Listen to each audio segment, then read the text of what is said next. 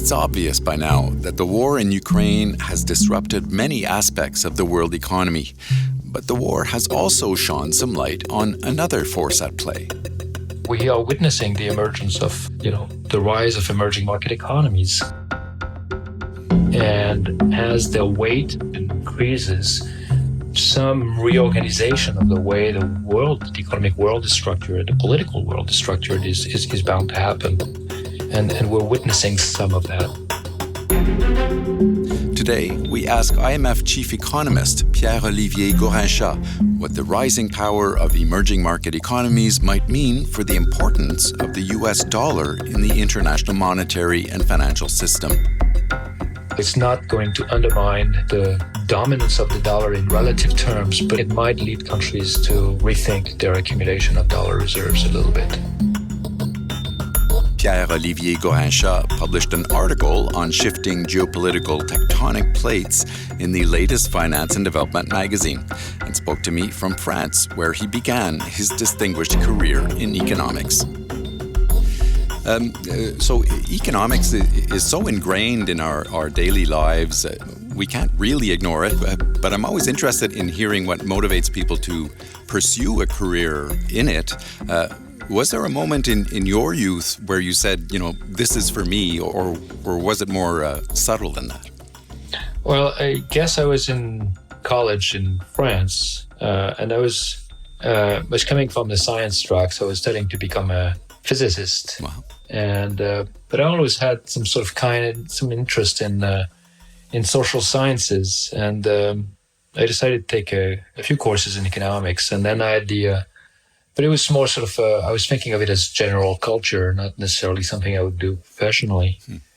But then I had the opportunity to do a research internship in the research department of one of the French institutions. And that was really a fascinating experience for me because I came in and they gave me a topic to work on, and I had to read some of the frontier research and try to make sense of it all. And I was I was 22-year-old, and I really this was all news to me. And I was this whole process of research, especially working on what I felt was sort of working on the real world, that I found this was fascinating. So that's when I got the bug, in a sense, and it never sort of left me after that.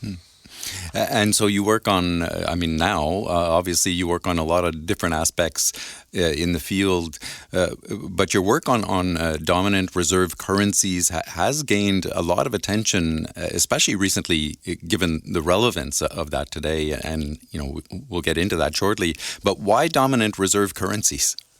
Well, this is a research agenda that started a long time ago for me. I was a young assistant professor at Princeton University, and I started working with, we had just hired this brilliant young economist, Hélène Ray, who is, of course, very famous by now. She's at London Business School. And we started working together, and we got very interested in this question of how countries basically can repay their external debt, or do they need to generate trade surpluses at some point in the future, or how does it work exactly? And from a very practical point of view, we wanted to sort of study that. And then when we looked a little bit more carefully, we realized that there was something very special about the US in that it seemed to be able to run trade deficits year after year, and sizable trade deficits, and yet at the end of the day, it wasn't accumulating external debt. Its net foreign asset position wasn't changing very much, or it was even in fact improving. It was not becoming worse, and we started looking into that more carefully, and then we realized there was something really interesting happening, and it had to do with the position of the dollar in the international monetary system, and the way this would provide some sort of insurance to other countries and generate some sort of premium for the issuer of the sort of the international reserve asset, the United States. And so that got us to, over a series of papers, got us to think about the way the international monetary system is organized, and is organized around a few key currencies. And the US dollar is, of course, the first and most important one of those. And so we were fascinated by this question of trying to understand how we came up with, how the system organized itself in this sort of very structured way with the dollar and dollar assets at the center. How interesting. And so in this article that you've written recently for Finance and Development, you use an earthquake as a metaphor to describe the geopolitical landscape out there these days. Why an earthquake?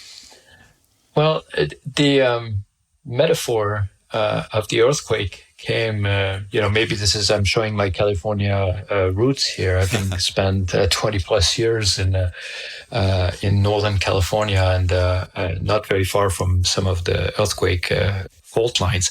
But it was pretty clear immediately after the Russian invasion of Ukraine started that the impact would sort of have this gradient. It would be this tremendous impact, of course, in the conflict areas, Ukraine first and foremost, and then through the sanctions, Russia itself. And as we were sort of doing our projections for the April WEO, and working on them, we realized that the downward revision for these two countries were massive. And then you had this sort of spillovers and through a number of channels, and they were hitting first and foremost the neighboring countries, refugees and trade relations and remittances and factors like this. And then there were the effects that were sort of more impervious to distance or through commodity markets. And so this idea of something like an earthquake sort of emerged very naturally in that context. Mm-hmm. And so, you go on to describe how these tectonic plates, geographic and political, are moving or separating from each other. What does all that mean in the context of today's economy? Yeah, so and actually, I'm glad you bring the tectonic plate aspect. I mean, in a sense that we realized that the metaphor had actually one deeper interpretation in a sense, because beyond just the epicenter and the direct impact, I mean, modern theory about earthquakes says that it's about the underlying continental plates that are sort of shifting and drifting and causing these things. And here there was a parallel with what we are seeing. I mean, it's very clear that there is a sort of a Western bloc, and Western in the broad sense, including countries like Japan and a set of mostly advanced economies, but not only that. We're very very opposed to what was happening, and then there was of course Russia and maybe a few countries that aligned themselves with Russia, and then a lot of other countries that were sort of in the middle. Some of them maybe closer to Russia, some of them closer to the say the G7 countries, and so it suggested that there was also potential for blocks or this geopolitical tectonic plates, if you want, sort of to reemerge. But the deeper point there was that these forces were at play even before the onset of the war, and that's one of the points that tried to convey in the finance and development piece is this idea that we are witnessing the emergence of the rise of emerging market economies. And as the weight of economic weight, the financial weight, or political weight increases, some reorganization of the way the economic world is structured, the political world is structured, is bound to happen. And we're witnessing some of that. And the danger here is that we could decide that we get into this opposition where these different blocks start moving away and not cooperating with each other. So a lot of different things had to come together, like building trust between countries and trade relations and political alliances, to build what we refer today as globalization. Do you think we're now seeing the end of that process? Well, it's very likely it will have to evolve. The globalization process we had gave rise to the configuration that we have now. I mean, in a sense, this rise of emerging market was powered and was facilitated by the fact that we had a increasingly globally integrated world that allowed these countries to really tap into world growth. It may very well have to change in the sense that, as I described earlier, it will have to become a multilateral world more than a unipolar world, one that has, the US as a sort of a dominant force. And the question then becomes, how do we manage this transition? And you could imagine two types of transitions. You could have a transition where we have, this one extreme, the emergence of these blocks, and these blocks are sort of self-contained entities. They are not trading, or they are not cooperating. They are not engaging in technology exchange with other blocks, trading within themselves. And each of these blocks is going to have an architecture with maybe a dominant currency within it, and it will be relatively stable, and the relative sizes will be fairly constant. But each of these blocks will not achieve, and collectively they will not achieve the same kind of efficiency gains and collective governance we need on common issues we're facing. And so that will be a world that will be less efficient, poorer world, a more costly world, and a more vulnerable world. But that's not the only possibility.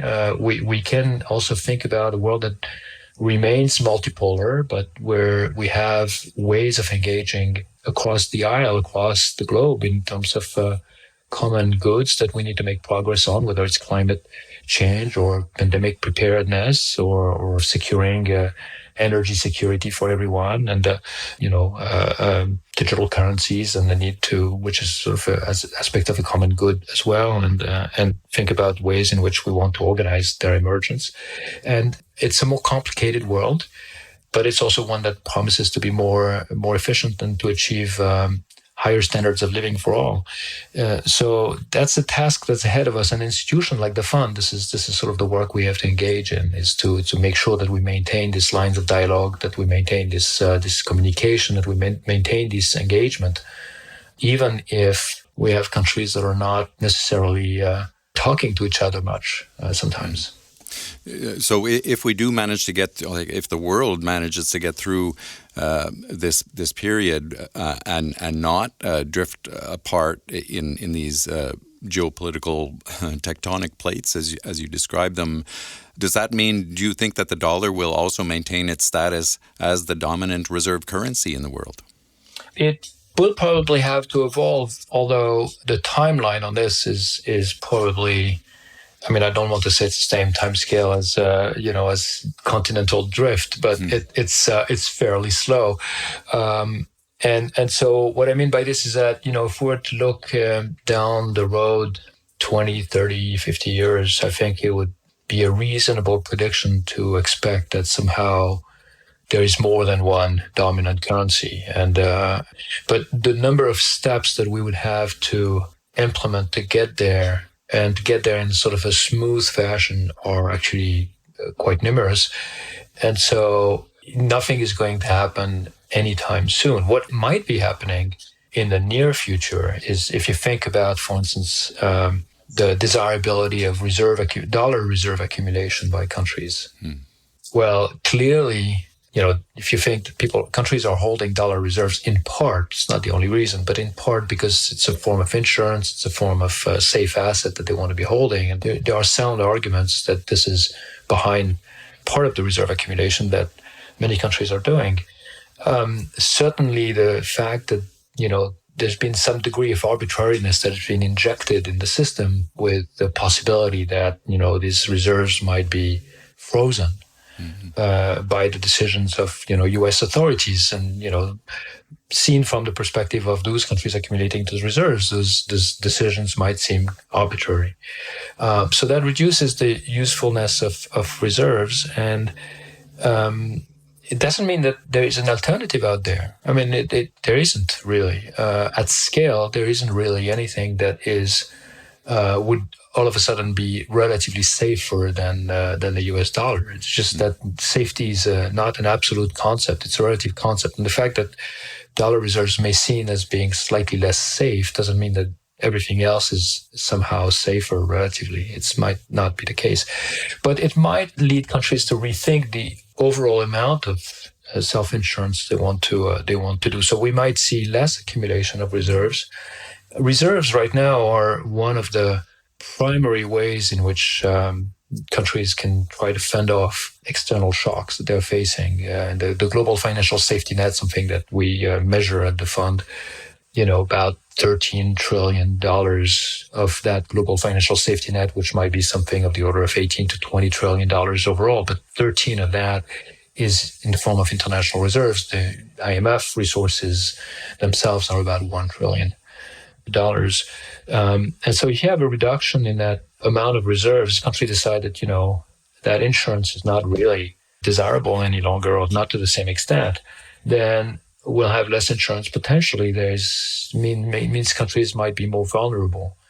So that's one of the short-run aspects that we might see. So it's not going to undermine and reduce the dominance of the dollar in relative terms, but it might lead countries to rethink their accumulation of dollar reserves a little bit. So you spoke of your work with Hélène Ray at the beginning of this interview, where you collaborated on research of dominant reserve currencies, notably the dollar, work that ultimately came to be associated with what's known as the Triffin dilemma. And you speak in this article about how you see a kind of geopolitical Triffin dilemma emerging now. So maybe just briefly explain the Triffin dilemma and how it fits into the geopolitics. Well, the original Triffin dilemma goes back to the Bretton Woods period when Bob Triffin was a distinguished economist at Yale, observed that if the U.S. was going to be pegged to gold and all the other countries were pegged to the dollar, then, as the world economy was growing, there would be more demand for dollars. So countries would want to accumulate dollars. But of course, the U.S. could provide these dollars, but if it was supposed to be pegged to gold, then at some point it may not have enough gold to backstop the entire dollar issuances. And it was a dilemma because in order to maintain sort of a dollar money supply that would be tied to gold, it would have to be very contractionary in a sense. It would have to refuse to expand the dollar supply, and that would be contractionary for the world. So that was sort of the dilemma at the time. Hélène Ray and I, when we started working on these issues in 2005, and we started noticing that there is this still to this day, this organic dominance of the dollar in the international monetary and financial system, we asked ourselves, well, is there a form of the Triffin dilemma that survives? I mean, that was pointed out by Triffin in the 1960s, and Triffin conjectured that as a result, there would be a point at which, maybe there would be a run on the dollar. I mean, he was vindicated, of course, the collapse of the Bretton Woods system. That was a run on the dollar by countries that all of a sudden didn't trust that their dollar reserves were equivalent to the gold equivalent. And they were right. There was not enough gold. And the way we're thinking about this, we're saying, well, if countries want dollar assets as safe assets, well, what is the backing now? Of course, it's not gold, but in a sense, it's the powers of taxation of the U.S. government. I mean, when you're holding U.S. Treasury bills, you're expecting that they will be repaid in full, and you're expecting the U.S. government is going to be issuing debt that is sustainable. But then if the world is growing very fast, the emerging market economies are growing at 10% a year, like China did for many years, and they want to accumulate part of their wealth in U.S. Treasuries, it's going to be a tremendous demand for U.S. Treasuries. So there will be tremendous appetite around the world. The U.S. might satisfy this demand, will be able to issue that very cheaply at very low interest rates. But then it might get to a point where it exceeds its fiscal capacity. So that's the equivalent of the Triffin dilemma and sort of the new Triffin dilemma. And when we reach that point, then maybe at that point the U.S. Treasuries or the U.S. dollar assets are not safe assets anymore. And so that's the Triffin moment, if you want. Now, the geopolitical aspect of the Triffin dilemma, if you want, was to sort of say, well, in order to maintain, let's say, a global economy that, is rules-based, the U.S., given its dominant position, may feel that it has to sort of set some rules. And as part of these rules, it may decide that it wants to impose some sanctions on countries when, as seen at least from its perspective, it is legitimate from the U.S. point of view. But in doing so, it also undermines the demand for dollar assets, and more generally, because what makes the sanctions a very powerful weapon right now is not just the fact that countries are holding the Central Bank of Russia is holding US treasuries, but it's also that most financial institutions are using the US dollar as part of their transaction, as a vehicle currency, not just as a reserve currency. They're all plugged into the dollar financial system. And so the sanctions imposed by the US government unilaterally can reach very, very far outside the US borders through the financial system, and the fact that a lot of this financial system is dollar-based. But by the same token, the moment you start, using those tools to achieve some goals, then they might undermine the desirability of some of these dollar assets or the use of the dollar as an international currency. And so it might precipitate a sort of tipping moment where countries are moving away. Although, as we discussed earlier, it's not that this would be an immediate transition, but it certainly weakens eventually the position of the dollar. So what does all this mean anyway? I mean, in terms of, what we're describing here is essentially fragmentation, and the IMF has talked a lot about being worried about fragmentation. What does it mean for multilateralism generally, and for the IMF in particular, which is, in fact, all about integration? I mean, that's what the institution does. But it is it is the very DNA of the institution. I mean, it was really set up to reduce financial vulnerabilities and, promote financial stability, but that requires multilateralism. So it's a clear issue for us. And I think, as I described earlier, you could imagine if the world were to become a totally fragmented world, if we have, a return to something that would look like, a modern version of the Cold War with different blocs that are not talking to each other or on a very limited basis, then that would make it very, very difficult for the fund. The fund would effectively, potentially have to be in one of those blocks, and then that's it, the way it was back in the 1950s, 60s, and 70s. I think the work agenda for the fund is therefore to try to do all it can to prevent that. That would be a disastrous outcome for the world economy. And I think the way to do this is to work on multiple fronts. One is to make sure that we promote multilateral conversations on the common good items, whether we think about, as I mentioned, climate transition is one of them. Financial stability, of course, is still one of them. I mean, preventing, debt crisis or preventing financial meltdowns, and is something that we are still very much in a world where we're all interconnected in very deep ways, and so the fund has a role to play in all of this. I think for the reasons I just described, the fact that there might be a diminished desire for dollar reserve assets accumulation, and therefore a shrinking global financial safety net, you might imagine that creates also a space for the fund to be a little bit more creative and coming in with alternative solutions that would allow for the emergence of this multipolar world. We can have the multilateralism with the multipolar world, in other words, in terms of the funding instruments, in terms of the ways in which we address financial crisis or balance of payments problems or self-insurance needs of countries. And so I think it's both a difficult period for the fund potentially, but it's also one where there are new perspectives that are opening because the world is changing in a profound way. And so we have to think about how we can help build the needed bridges, if you want, to keep countries sort of at the table. So with the challenges come opportunities. As is often the case. Pierre-Olivier Gourinchas, IMF Chief Economist. Thank you. Well, thank you very much.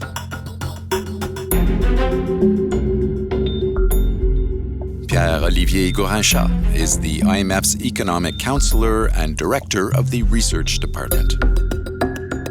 You can read his article on shifting geopolitical tectonic plates in the June issue of Finance and Development. Check it out at imf.org/F&D.